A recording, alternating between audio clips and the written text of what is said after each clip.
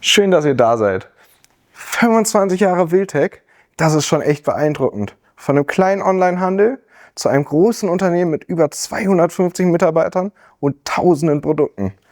Ich stehe hier heute mit den Gründern Bernd und Frank Wildanger, die die Reise von Anfang an geprägt haben. Erzählt doch mal, wenn ihr heute auf 25 Jahre Wildtec schaut, was geht euch da spontan durch den Kopf? Das ist unglaublich. Die Zeit war kurz und trotzdem lang. Hättet ihr euch vorstellen können, wo ihr heute steht damals? Nein. Nicht, dass wir im Keller angefangen haben, oder war das bei dir anders? Wir hatten zwar so einige Ansätze, wo wir gesagt haben, boah, guck mal, so würde das mal vielleicht aussehen können, aber nein, Fantasien darf man ja immer haben, aber so, nein. Ich denke, wir haben Vorbilder gehabt. Da haben wir gesagt, boah, 90.000 Pakete mal im Jahr zu machen, das wäre ein Ziel. Heute 30.000 am Tag. Das ist eine Benchmark. Aber wir haben ja damals schon die 100 Pakete am Tag Feiert. Genau. Ja. Heute fangen wir für 100 Pakete nicht mehr an. Jetzt ist es ja so, dass ihr sehr früh im Onlinehandel dabei wart. 2001, um genau zu sein. Wie kam es dazu? Oh, Schnapsidee.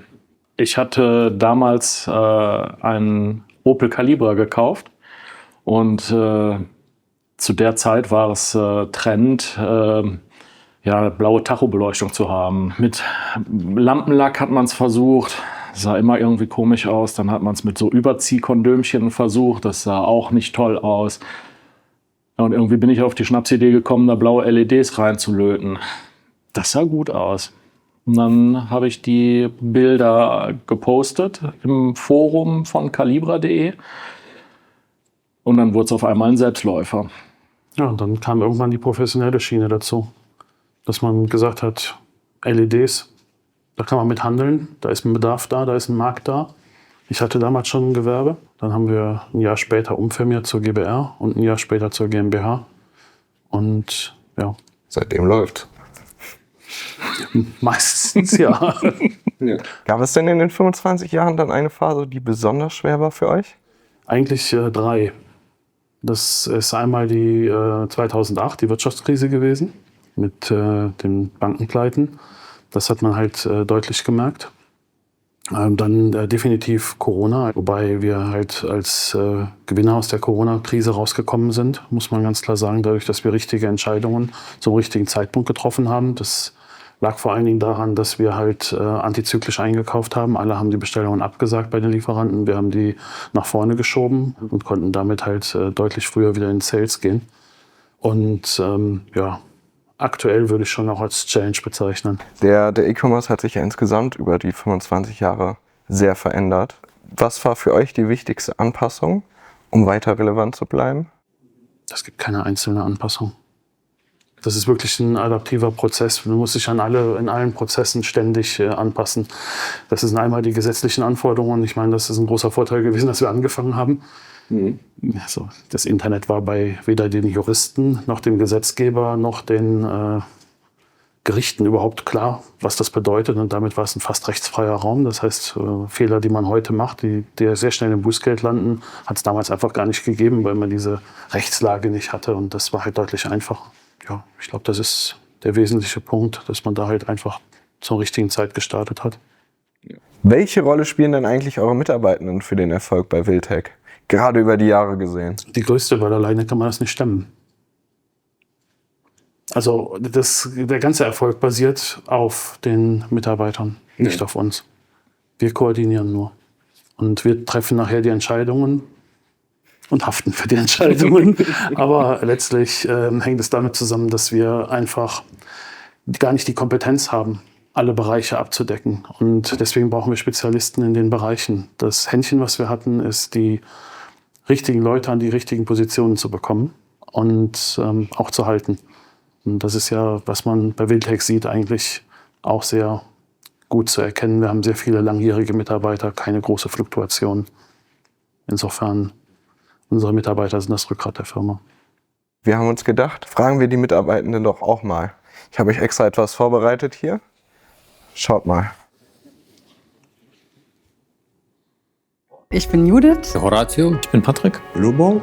Ich bin jetzt ziemlich genau 14 Jahre schon bei Wildtec. Ich bin seit 2,5 Jahren bei Wildtec. Ich bin seit 20 Jahren bei Wildtec. 24 Jahre bei Wildtec im Unternehmen. Und bin inzwischen als Plattformmanagerin hier tätig. Ich bin Informatiker. Ich bin der Logistikmanager. Head of Marketplace Management. Vom ersten Seekontainer über die Installation von Netzwerken habe ich wirklich alles mitgemacht. Die größte Herausforderung war wahrscheinlich dabei, personaltechnisch da auch mitzuhalten. Ein großer Sprung war der Moment, wo die Firma mit dem neuen Grundstück im EGP gewachsen ist und der Bau der neuen Hallen anfing. Das war wirklich der Moment, wo man gemerkt hat, okay, jetzt wird's groß. Für mich macht Wildtec, die Führung bei Wildtec, die Firma besonders für mich. Die Familie Wildanger. Ich würde sagen, der familiäre Umgang miteinander, vor allem wenn man sich halt schon so lange kennt und dass man auch sein kann, wer man ist. Ich glaube nicht, dass es selbstverständlich ist, aber dass man dieses Familienunternehmen auch irgendwo spürt. Das Team ist halt unglaublich cool. Ne? Also wir arbeiten alle super zusammen. Wildtec in 3 Worten. Ich würde das familiär nochmal tun. Familiär. Familiär vielleicht auch noch. Familie, Schnell, für den schnellen Wachstum. Wachstum, Wachstum. Wachstum, Innovativ. Stabilität, Zuverlässigkeit. Das sind 2 Sachen, die mir wirklich Spaß machen. Ich kann nicht entscheiden, was mir mehr Spaß macht. Das eine ist tatsächlich, dass es vielfältig ist. Und das zweite ist, es freut mich immer, wenn ich die Umsetzung sehe. Sprich, wenn ich das Problem gelöst sehe oder die Leute damit arbeiten sehe. Das macht am meisten Spaß. Ja. Am meisten wirklich neue Dinge kennenzulernen und neue Techniken umzusetzen. Der Austausch mit meinem Team, ich bin mit meinem Team einfach super zufrieden. Dann auch das Vertrauen, dass ich so viel Verantwortung für meine Aufgaben bekommen habe. Es ist nie langweilig in der Logistik und auch bei Wildtec ist nie langweilig, auch wenn man denkt, das ist heute ein Regentag, es kommt immer was. Es ist halt einfach mehr wie einfach nur, du kommst zur Arbeit und gehst nach 8 Stunden wieder. Es ist wie eine größere Familie. Ich wünsche mir, dass wir zusammen wachsen. Ich wünsche mir wirklich, dass Wildtec weitere 25 Jahre übersteht. Dass es alles so weitergeht, dass vielleicht noch die Teams untereinander noch ein bisschen weiter zusammenwachsen. Dass wir uns alle weiter hier wohlfühlen können. Weiter wachsen, weitere Erfolge und so weiter, das wünsche ich natürlich vom Herzen. Das heißt, dass man nicht nur Team intern zusammenwächst, sondern vielleicht einfach auch noch viel, viel mehr von der Gesamtfirma. Und dass die nächsten Generationen das Unternehmen leiten werden. Dass die Ohren weiterhin offen bleiben und der Umgang miteinander weiterhin nett und respektvoll bleibt. Das würde ich mir wünschen. Vielleicht Tage ohne Stress. Bin ich auch gerne.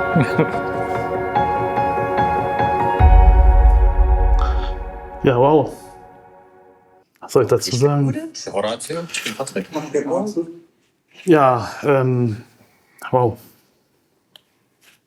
Habt ihr die Richtigen gefragt? Beeindruckend, oder? Ja, schon. Kann ich ein Taschentuch nehmen?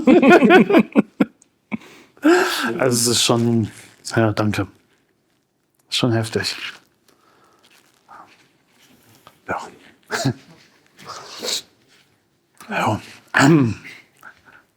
Nette Worte. Ich weiß nicht, was ich dazu sagen soll. Wir scheinen zumindest es im nicht alles Groben falsch richtig gemacht zu haben. Haben nicht alles falsch gemacht. Wie geht's euch jetzt mit dem Video? Sehr emotional. Also es ist wirklich ein sehr starkes Video. Wir wussten davon nichts, sehr überraschend. Und ja, es ist sehr schön zu hören, dass unsere Arbeit irgendwo wohl gepasst hat. Und das so zu hören ist dann schon, und so geballt zu hören, fantastisch. Frank, was hältst du davon, von dem Video? Ich kann mich da nur meinem Bruder anschließen. Scheinbar haben wir die letzten Jahre es doch richtig gemacht. Und auch so richtig gemacht, dass es bei den Mitarbeitern auch angekommen ist. Es ist ja schön zu hören. Ihr habt das Ganze ja als Brüder aufgebaut. Was ist da euer Erfolgsgeheimnis? Ich kann mir ja vorstellen, dass das Ganze nicht immer so einfach ist als Brüder. Ihr seid nicht dabei, wenn es nicht gut funktioniert. Also ich glaube, wir sind einmal aus der Phase raus, wo wir uns gegenseitig mit Tackern und Dochern bewerfen.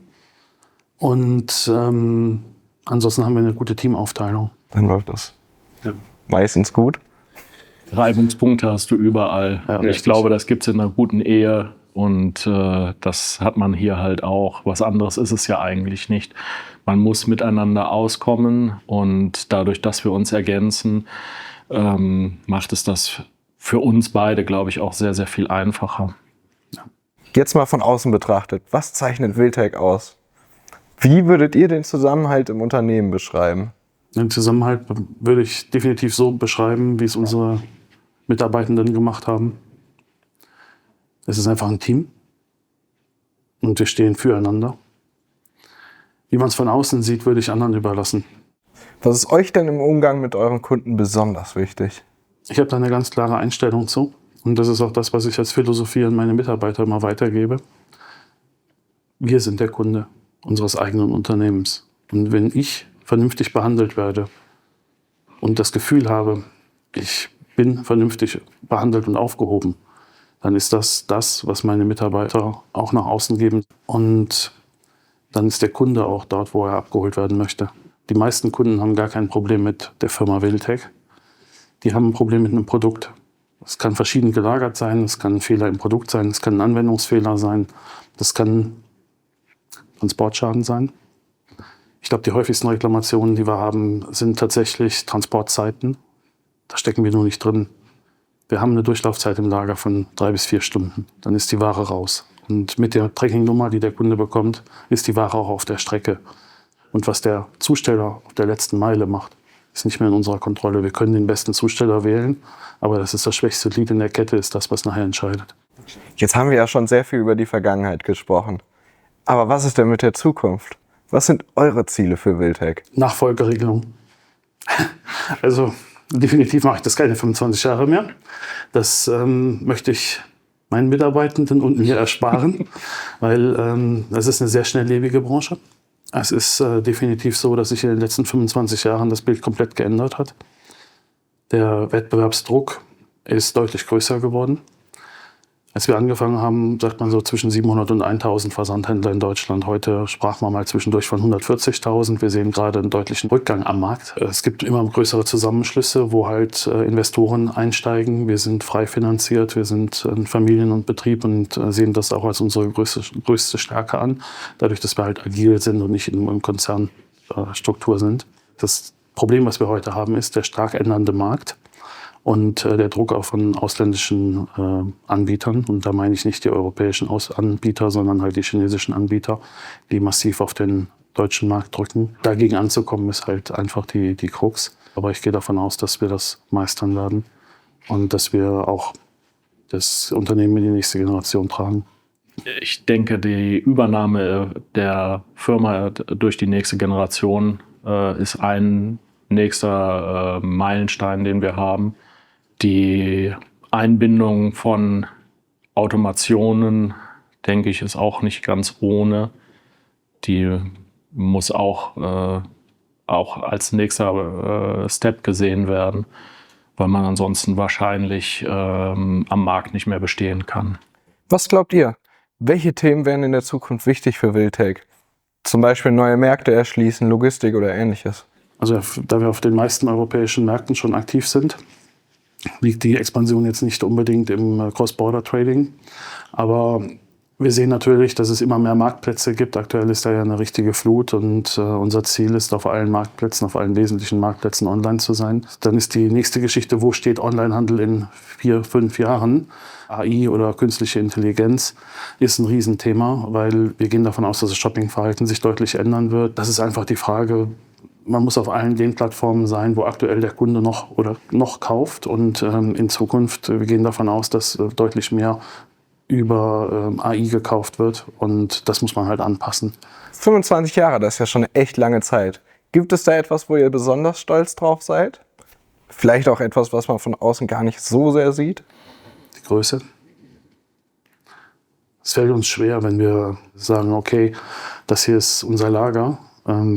Weil wir kennen das noch als Rübenfeld und so mit dem ersten Bauabschnitt und jetzt halt in der Planung und Phase vom letzten Bauabschnitt, der dort möglich ist, mit dann 10 Lagerhallen drauf und das ist halt schon ein Riesenunterschied und wir sind auch draußen unterwegs. Ich bin ja selber viel bei unseren Lieferanten unterwegs und ich weiß, wie die Infrastrukturen draußen aussehen. Wir sind da wirklich extrem gut aufgestellt. Wenn man sieht, wo das Ganze angefangen hat und wo es hingegangen ist, ich denke, das ist sehr, sehr beeindruckend.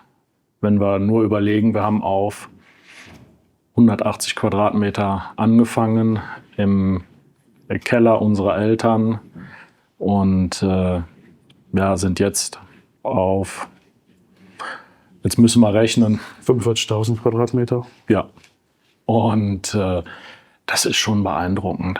Ich finde, das ist etwas, wo man auch mit Recht drauf stolz sein kann. Gibt es einen Rat, den ihr eurem jüngeren Ich geben würdet? Jetzt habe ich die Frage mir oft gestellt. Was würde ich anders machen? Ich hätte gerne die Technik von heute, 25 Jahre früher gehabt. Damit wäre es ganz anders gewesen, weil heute ist einfach viel mehr möglich. Es sind andere Programmiersprachen und es sind andere Programme, es ist auch ein anderes Wissen. Da wäre ja viel mehr möglich gewesen. Wir haben ja wirklich von der Pike auf lernen müssen. Und das ist halt was ganz sicher einen Nachteil hatte, was das Wachstum in der früheren Zeit angegangen ist. Auf der anderen Seite ist es eine Stabilität heute, weil wir gesund gewachsen sind. Wir sind immer gewachsen, allerdings nie so, dass es kritisch wurde oder dass wir auf Investoren angewiesen wären, sondern das hat halt immer funktioniert. Frank, hättest du einen Rat, den du deinem jüngeren Ich geben würdest? Es gab Situationen, da hätte ich ihm gesagt, mach's nicht nochmal. Das waren Punkte, wo wir nachts zusammen aus dem Lager gegangen sind und gesagt haben, boah, warum machen wir das? Du bist wirklich teilweise nach 12, 14, 16 Stunden da rausgegangen. Und also auf der einen Seite, ja, du siehst einfach, was du geschaffen hast, aber auch, was du an Sachen halt auch nicht mitbekommen hast, ne? Wo sehr, sehr viele Mitarbeiter dann auch das Glück haben, dass sie in Elternzeit gehen können und die Kindheit ihrer Kinder halt auch mitkriegen.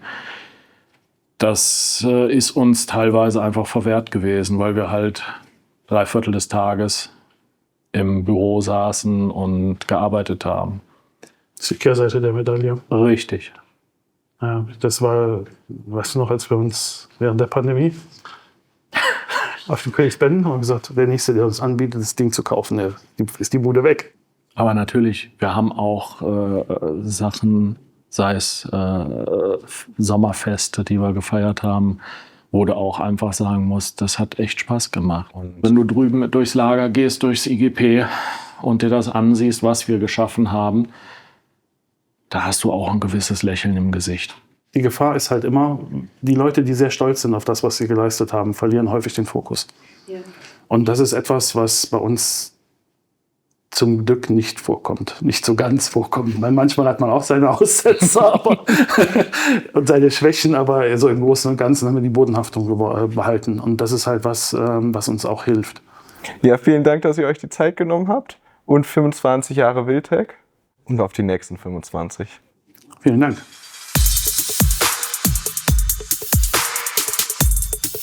Bitte? Eine Anekdote nochmal. Ja, was wollt ihr für Anekdoten hören? Also ich meine, das ist ja die Frage. Lustige. Was, dass der Kunde gesagt hat, ich schicke mal den Hasenstall zurück, weil meine Frau da nicht, für meine Frau ist der zu klein. Ja, vielleicht noch eine andere.